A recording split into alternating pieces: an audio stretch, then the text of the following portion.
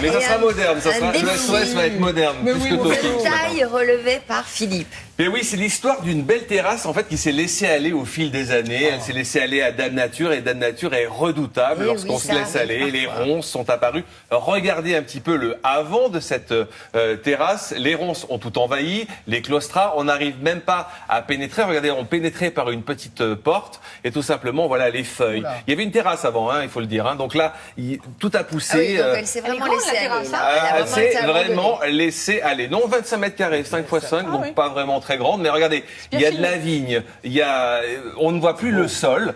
Donc on a décidé, pas de tout raser cette fois-ci, de garder l'entourage, parce que vous allez voir qu'il y a quand même un entourage. Ce sont des claustras en bois. Et puis de donner du caractère à cette terrasse. J'ai voulu donner un nom à cette terrasse. Elle s'appelle Jurassic Design. Pourquoi Jurassic Design? Jurassic Spielberg, Jurassic Dinosaure. Vous avez mis dinosaure. des plantes tropicales? Non, des plantes primaires, des plantes que l'on trouvait dans les forêts primaires, c'est-à-dire une base de fougères, qui sont des plantes primaires, et puis une seule plante fleurie, de la rose de Noël, blanche, plutôt avec des peaux blancs. Donc on a misé sur la sobriété et sur l'intimité. Regardez. Ça rime. Ça rime. Alors Delphine, qu'est-ce que je peux faire pour toi? Je voudrais que tu me refasses ma terrasse. J'ai fait ça il y a quelques temps. C'est envahi, c'est Recouvert d'herbe, quoi. c'est pas beau. Je peux plus en profiter. Donc les lianes, tout ça, il faut enlever, quoi. Je garde les claustras, c'est Ouais. joli, ça. Ça Ouais, devient ça, on vieilli, garde ça. c'est patiné avec le Ouais. temps. Qu'est-ce que tu veux alors à l'intérieur? J'aimerais bien quelque chose un peu cocon, quelque chose de moderne, simple, et puis avec un peu de végétation, sans entretien. Bon, ben je reviens vers toi bientôt. Ok. Ici, la nature a repris ses droits depuis plusieurs années. Les lianes ont pris possession des murs et du sol, les taupes ont fait du sol leur terrain de jeu, on ne va garder que la structure, le reste, tout doit disparaître. Pour rendre ce lieu design, je mise sur une nouveauté. Un sol lumineux gris clair à gris foncé, une nouvelle lame en béton reconstituée qui se pose très facilement. Pour valoriser ce lieu, on a choisi un matériau très design. C'est une dalle en béton imitation bois, couleur grise anthracite pour relever un peu l'espace et donner un effet très design.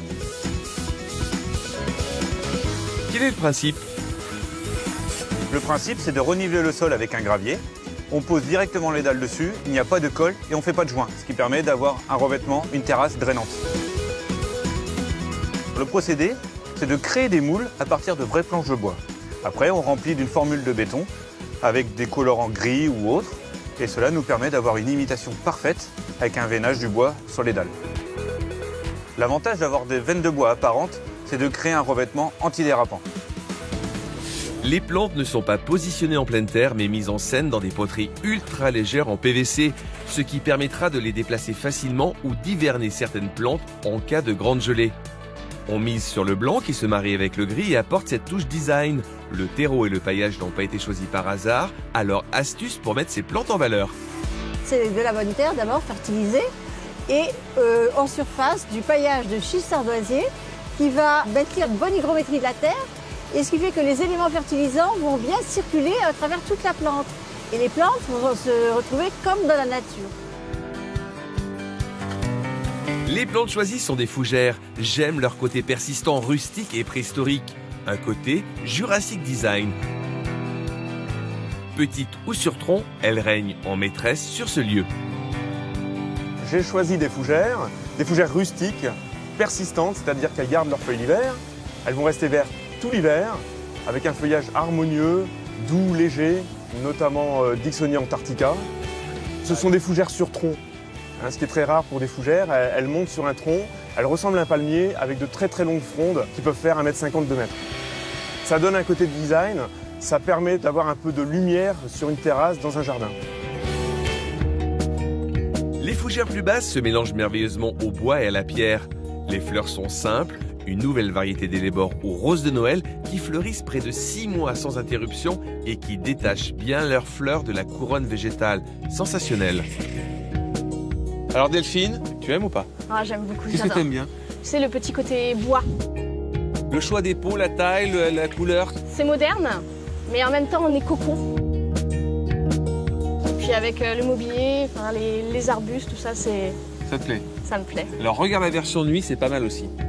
Action, ça tourne! Les bougies 100% françaises créent une ambiance mystérieuse, digne de Jurassic Park. Les fougères à tronc se démarquent de l'ensemble, projetant leur ombre sur un mobilier aussi très français, une solidité à toute épreuve, un tressage gris cendré résistant aux intempéries. Allez, rêvons ensemble à un ailleurs proche de chez nous. Hein, Bravo.